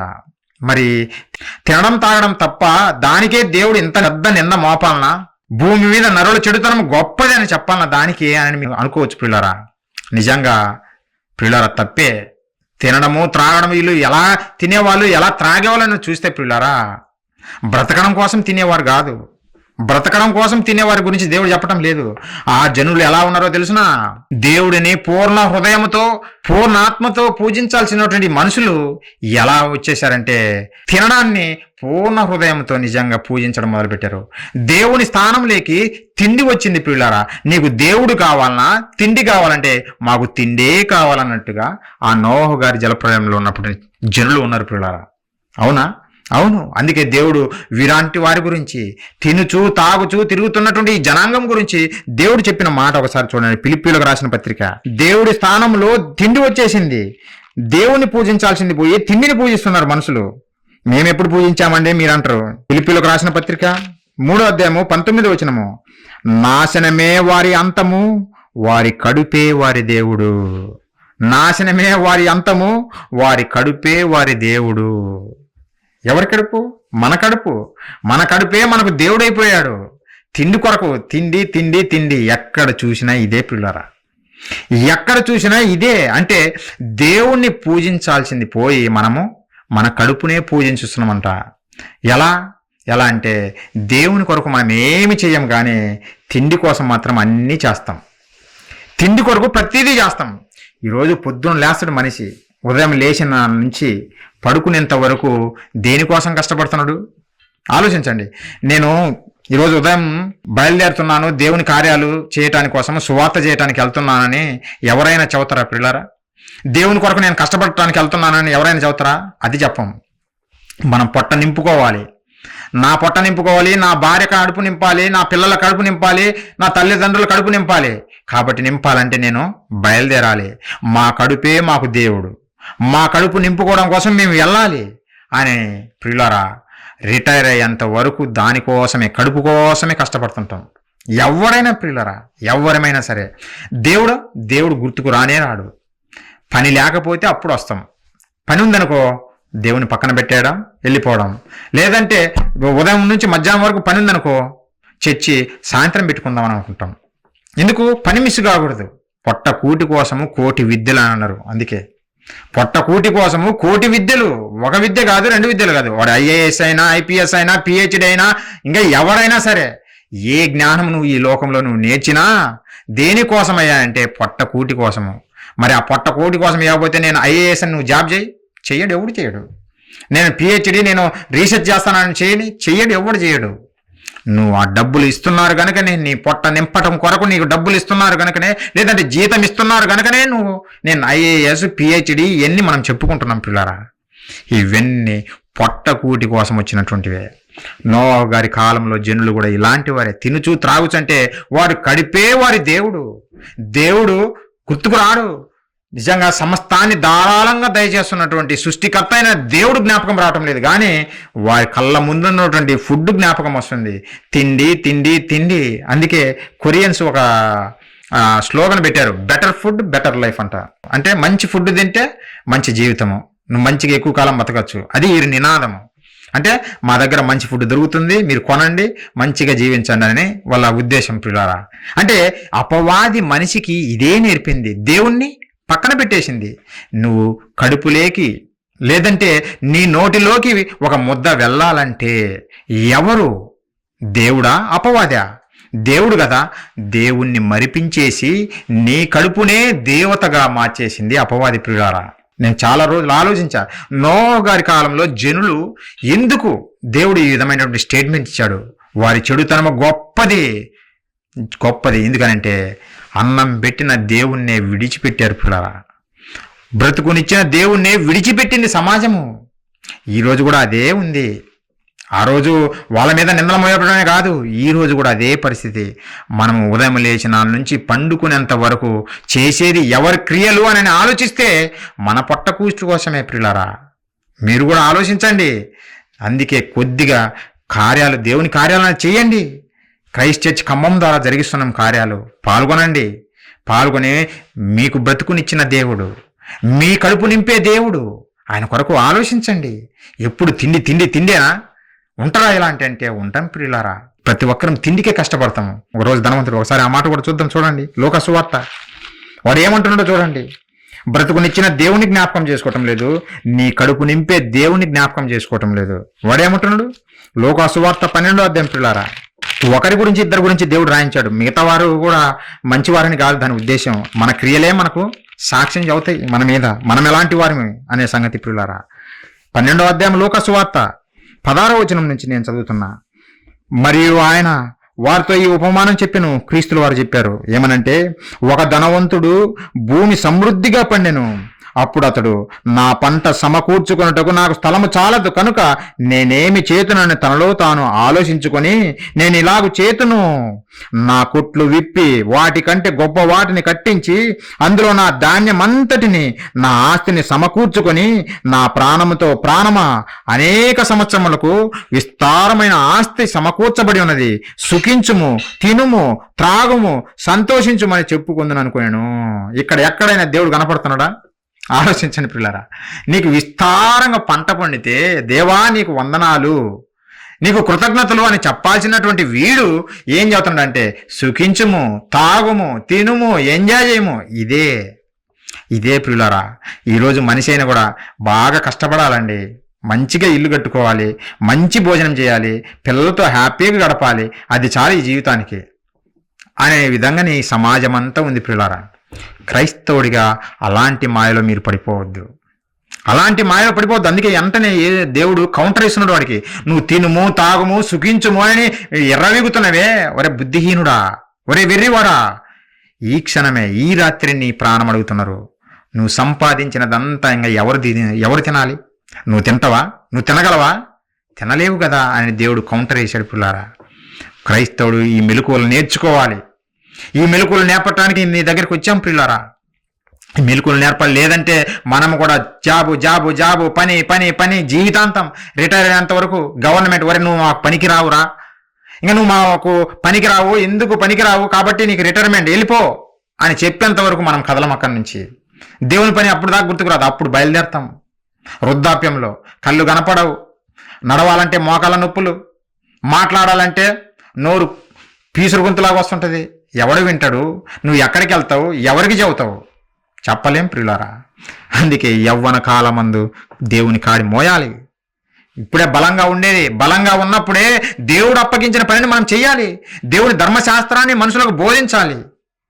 అలా కాకుండా అపవాది మాయలో పడిపోయి దేవుని స్థానంలో నిజంగా నీ కడుపును పూజిస్తున్నావు అంటే తిండి కోసం కష్టపడుతున్నావు, పొట్ట నింపుకోవడం కోసం కష్టపడుతున్నావు తప్ప నిజంగా దేవుణ్ణి స్మరించుకోవటం లేదు పిల్లరా. నోహు గారి కాలంలో జనుల చెడుతనం ఇదే. దేవుని మర్చిపోయారు, బ్రతుకునిచ్చిన దేవుని మర్చిపోయారు. ఒక పూట కూడా ఆయన సెలవు లేని నువ్వు భోజనం చేయలేవని దేవుడు రాయించాడు. అలాంటిది 3 పూటలు కుంభాలు కుంభాలుగా తింటున్నట్టు మనుషులు దేవుని జ్ఞాపకం చేసుకోపోతే ఆ దేవుడు ఏమనుకోవాలి? ఒక వ్యక్తిని నిన్ను ఆహ్వానిస్తాడు, ఒక పెళ్లికో లేదంటే తన ఏదన్నా ఫంక్షన్కో ఆహ్వానిస్తాడు, మంచి భోజనం పెడతాడు. మంచి భోజనం పెట్టిన తర్వాత నీకెళ్ళి చూస్తుంటాడు, ఇంత భోజనం పెట్టాను కదా ఏమైనా చదువుతారా నాకు ఆయన ఆలోచిస్తుంటాడు. నువ్వు తినేసి మూతి తుడుచుకొని వెళ్ళిపోయావు అనుకో, ఏమనుకుంటున్నాడు? ఇంత మంచి భోజనం పెట్టినా కానీ కనీసం నాకు థ్యాంక్స్ కూడా చెప్పలేదు కదా రైడు అని అనుకుంటాం మనిషిగా. మరి దేవుడు అమాయకుడా? నిజంగా దేవుని ధర్మశాస్త్రం ఎవ్వడికి అర్థం కాలేదు పిల్లరా. మేము ఎస్కేప్ అయిపోతాం, మేము నా యాక్టింగ్ చేస్తాం మనుషుల దగ్గర అనుకుంటున్నారు. దేవుని దగ్గర ఎవ్వరిని తప్పించుకోలేము. ఆయన ఎలా పట్టుకోవాలని అలా పట్టుకుంటాడు, పట్టుకోగలడు. మనకు అవకాశం ఇచ్చాడు. ఎందుకంటే ఈ భూమి మీద ఉన్న కాలంలో నువ్వు పని చేయి, నా కొరకు పని చేయి నాన్న, నా మాటలు చెప్పు, సమాజానికి చెప్పు, సమాజాన్ని నా దగ్గరికి నడిపించు అని మనకు చెబుతుండే పిల్లారా. అందుకే మీకు బోధిస్తున్నాం. మీరు కూడా గొప్పవారు కావాలని, మీరు కూడా వెళ్ళి బోధించాలని మా ఆశ. మేమొక్కరమే బోధకులు ఉండాలని కాదు, మీరు కూడా బోధకులై ఈ ప్రపంచాన్ని మార్చేవారిగా ఉండాలనేది దేవుని సంకల్పము. మా ఆశ కూడా అదే పిల్లారా. అందుకే బోధిస్తున్నాం పిల్లారా. చూడండి, తిండి ఇంతే కదా, ఏం తప్పు అని అనుకుంటాం మనము. ఆ తిండే మనిషిని ముంచేస్తుంది. దేవుని స్థానాన్ని మరుగు చేసింది పిల్లరా. తిండి అంత ప్రమాదమా? ప్రమాదమే. తిండి తినాలి, తినొద్దని నేను అనటం లేదు పిల్లరా. కానీ ఏ రోజైనా ప్లేట్ ముందు పెట్టుకున్నప్పుడు, తండ్రి నాకు భోజనం ఇచ్చావు, నీకు కృతజ్ఞతలు అని ఎవరైనా చదువుతారా? చెప్తే మంచిది, చెప్పాలి కూడా. కృతజ్ఞతలు తండ్రి, నాకు భోజనం పెట్టావు అని మనం చెప్పాలి పిల్లారా. చాలామంది మంచి బిర్యానీ, మంచి మటన్ ఉందనుకో ప్లేట్లో, ప్రార్థన ఉండదు, ఏముండదు, ప్రార్థన ఉండదు. ముందు ప్లేటు ముగించేయాలా, ఖాళీ చేసేయాలా. ఎందుకంటే ఎవడన్నా వచ్చి తినేస్తాడేమో అనే ఆత్రంతో ప్లేట్లోది మింగేయడానికి ప్రయత్నం చేస్తారు తప్ప ప్రార్థన ఉండదు, ఏముండదు. ప్రార్థన అంటే నీ తండ్రికి, నీకు భోజనం పెట్టినటువంటి నీ పరలోకపు కన్న తండ్రికి కృతజ్ఞతలు తెలియజేయడం. కృతజ్ఞత, థ్యాంక్స్ తండ్రి, నాకు భోజనం పెట్టావు అని చెప్పాలా లేదా? చెప్పాలి పిల్లారా, చెప్పాలి. మన పరలోకపు కన్న తండ్రే కదా మన కొరకు ఇంత అందమైన సృష్టిని చేసి, మన రుచులు తెలుసుకొని, మన కోరికలు తెలుసుకొని అన్నీ ఇచ్చింది. మరి అది తెలుసుకొని ఆయనకు కనీసం థ్యాంక్స్ చెప్పకుండా కడుపు నింపాలా. ఈ కడుపు కొరకు కోటి విద్యను నేర్పాలా. ఇదే అపవాది ప్లాన్ పిల్లారా. దేవుని పిల్లలకు తన అధర్మాన్ని నేర్పేసింది. పెళ్ళికి వెళ్తావు, ఏందమ్మా పెళ్ళి ఎలా జరిగింది అని అంటే, అబ్బా బాగా జరగలేదండి. మరి బాగానే బాజా బదింతలు వాయించారు, మంచిగా డెకరేషన్ చేశారు, అంతా బాగానే ఉంది కానండి, మంచి ఫుడ్ పెట్టలేదు, పచ్చడన్నం పెట్టారు, బాగలేదు, పెళ్ళి బాగలేదు అని మనం చదువుతాం పిల్లారా. ఫుడ్ బాగలేకపోతే అది ఏదైనా సరే బాగా జరగలేదనే చదువుతాం. అంటే ఫుడ్కు మనిషి దాసుడే. దేవుడు అదే చెప్పాడు, వారి కడుపే వారి దేవుడు. అవును పిల్లరా, అది వాస్తవం. అందుకే ఆ రోజు నోవహు గారి జలప్రలయంలో తుడిచిపెట్టేశాడు వారిని అందరినీ, ఒక నోవహు గారి కుటుంబాన్ని తప్ప తుడిచిపెట్టేశాడు. ఇక యేసుక్రీస్తులు వారు రాబోతున్నారు తుడిచిపెట్టేయటానికి. మరలా హక్కున చేర్చుకుని రానాయనా అని నీ కొరకు ప్రాణం పెట్టడానికి కాదు, వీరని ప్రతి ఒక్కరిని తుడిచిపెట్టేయటానికి రాబోతున్నాడు యేసుక్రీస్తుల వారు. ఈరోజు ప్రపంచంలో జరిగే సంఘటనలన్నీ చూస్తుంటే ప్రభువు రాకడ ఇంకా ఎంతో దూరంలో లేదు, ఇంకా దగ్గరలో ఉందన్నట్టుగానే కనిపిస్తున్నాయి పిల్లారా. ప్రభువు చెప్పిన సంగతులన్నీ జరుగుతూనే ఉన్నాయి, బైబిల్లో చెప్పబడిన మాటలన్నీ జరుగుతూనే ఉన్నాయి. ఏ క్షణమైనా రావచ్చు. ఆయన వచ్చే లోపు మనం మారు మనసు పొంది ఆయన వైపు తిరుగుతామా? సరే, లేకపోతే తుడిచిపెట్టుకొని పోతాం పిల్లారా, తుడిచిపెట్టుకొని పోతాం. జాగ్రత్తగా ఉండాలి. ధర్మశాస్త్రము లేకపోయినా సరే నోవాహు గారు ధర్మశాస్త్రం కలిగిన వాడిగా జీవించాడు, అందుకే నీతిమంతుడుగా తీర్చబడ్డాడు.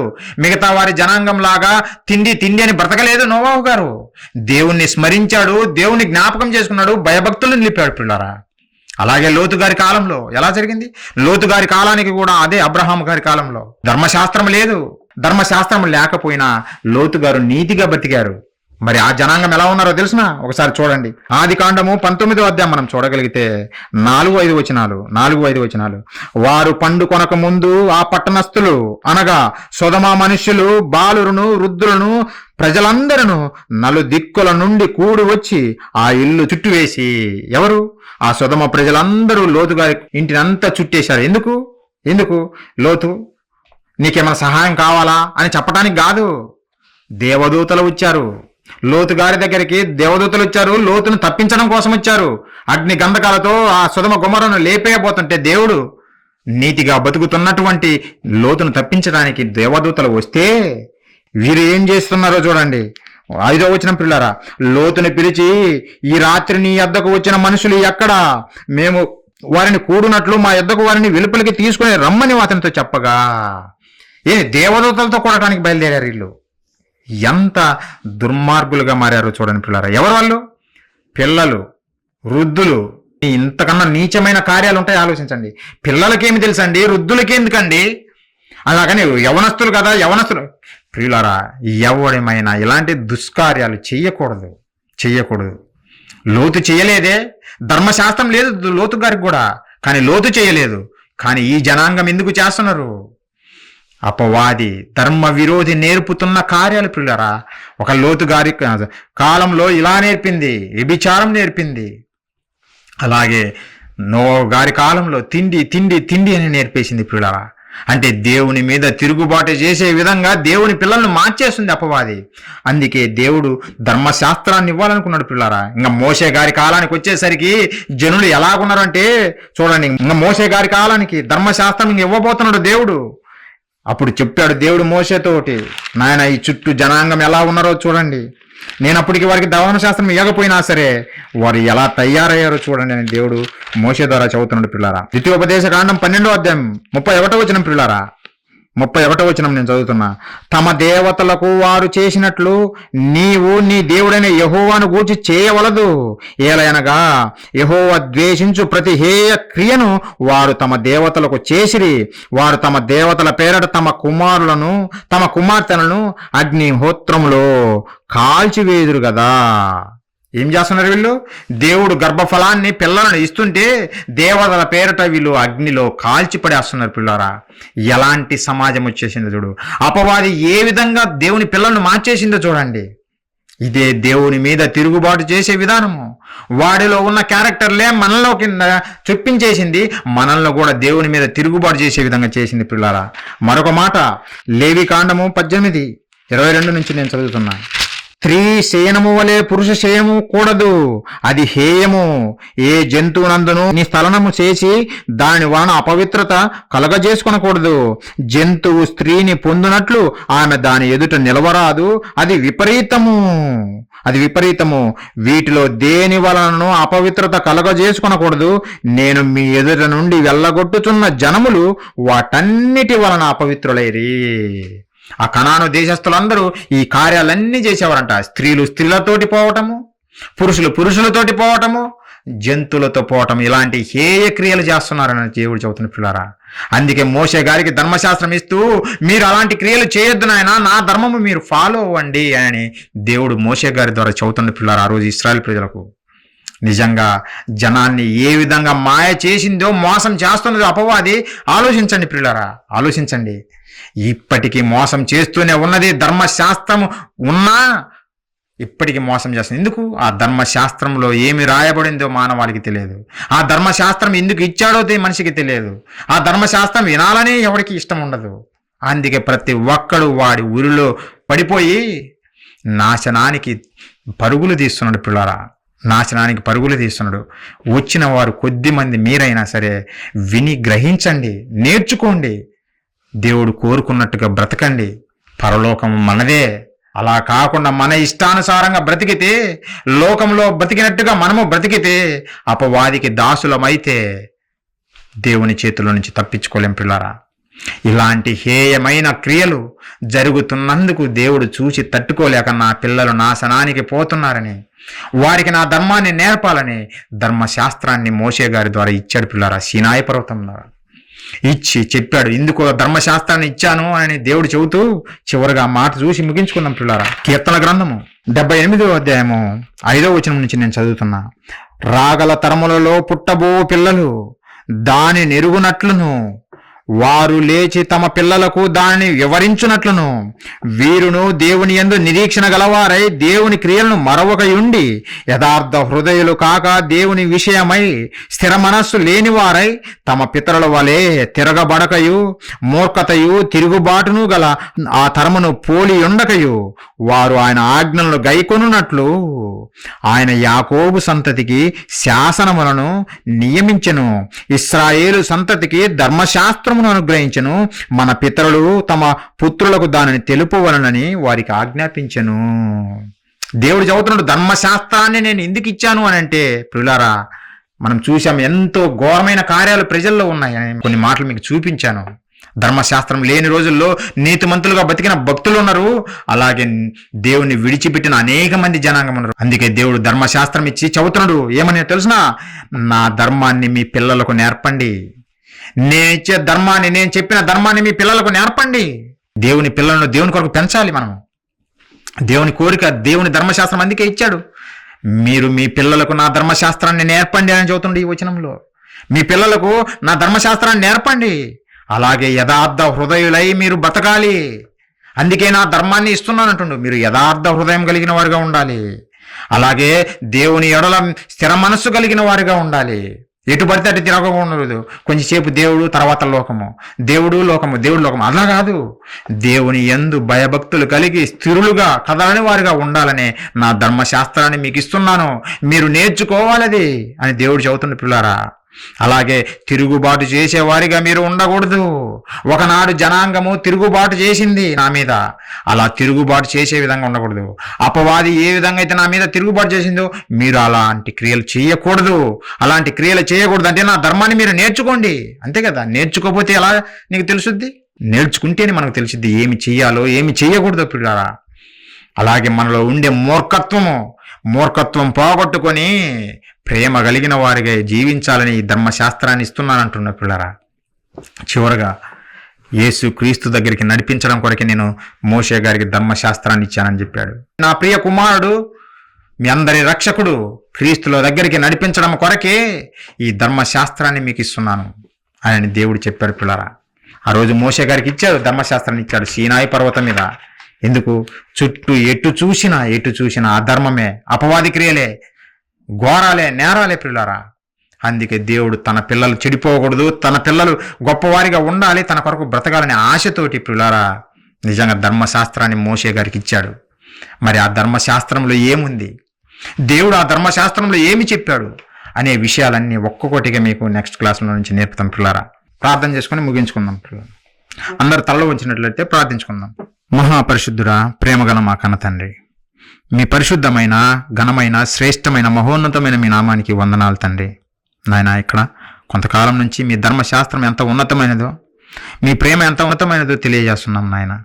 తండ్రి, ధర్మ విరోధైన అపవాది వాడి క్రియలు మాతో చేయించి మమ్మల్ని మీ దగ్గరికి రానియకుండా అడ్డుకట్ట వేయాలని తన అధర్మాన్ని ఈ మానవాళికి నేర్పుతున్న ఈ తరుణంలో తండ్రి, మీరు మీ పిల్లలైన మమ్మల్ని ప్రేమించి మీ ధర్మాన్ని మాకు నేర్పాలని ఆ ధర్మశాస్త్రాన్ని మా చేతిలో పెట్టారు. ఆ ధర్మశాస్త్రం చదివిన మేము నాయన ప్రియులైన పిల్లలందరికీ నేర్పాలని ఆశతోటి ఈ మాటలు తెలియజేస్తున్నాం తండ్రి. విన్నవారు విని విడిచిపెట్టి తమను తాము మోసపుచ్చుకోకుండా కన్న తండ్రి, విన్న మాటలు నాయన వారు ఆలోచించి గ్రహించి వారి హృదయాల్లో నింపుకొని వాటి ప్రకారం జీవించేలాగున ప్రతి ఒక్కరిని దీవించమని వేడుకుంటున్నాం కన్న తండ్రి. దేవా, సంఘం ద్వారా జరుగుతున్న ప్రతి పరిచర్యలు తోడుగా ఉండి ముందుకు నడిపిస్తున్న విధానం బట్టి కృతజ్ఞతలు తండ్రి. ఈ పరిచర్యలో పాలుభాగస్తులైన ప్రతి ఒక్కరిని పేరు పేరున దీవించమని వేడుకుంటున్నాం కన్న తండ్రి. ఇంకా అనేక కార్యములు మేము చేయలాగున మీ కృప చూపి మమ్మల్ని ముందుకు నడిపిస్తారని వేడుకుంటున్నాం తండ్రి. ఇంకా నాయన ఎన్నో కార్యాలు మేము మీ కొరకు చేయాలనుకుంటుండగా మీ కృప చూపండి, మమ్మల్ని బలపరచండి. కష్టపడుతున్న తమ్ములను దీవించండి, వారి కుటుంబాలను దీవించండి.